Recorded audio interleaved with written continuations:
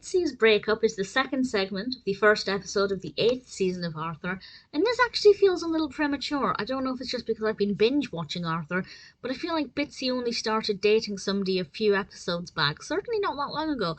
But either way, in this episode, Buster learns that his mother and her partner are no longer together, and Buster is heartbroken because he really liked his company and he thought he was a great, stepfather figure.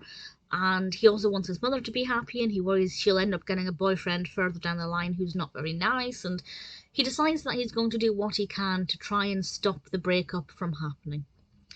And Buster has to learn some lessons about how adult relationships can be quite complicated, and that things are not necessarily that straightforward. I will say Bitzi's excuse is unbelievable. She made the excuse that she just doesn't have the time for a relationship. But as far as I know, she's in the same job, in the same position, doing the same amount of work as when they first got together. So I don't exactly know how that's changed. But nevertheless, she does kind of explain to Buster that things can be complicated. But ultimately, she's doing what she thinks is best. And what I love about this is the treatment of Buster. So a spoiler from now, I'm going to explain what happens kind of towards the end of the episode.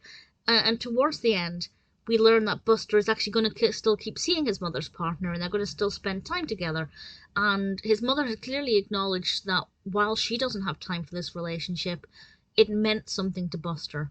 And it's important to just not completely sever those ties, because it can be quite challenging. And they've taken into account his feelings, and they've realised that they can all still be friends, which I think is ultimately the best case scenario for everybody. I really liked it. As I said, I feel like the episode felt a little bit too early, but that could just be me binge watching it. It could have been years after the original episode, but definitely a really enjoyable episode, with a really important look at the relationship from all angles.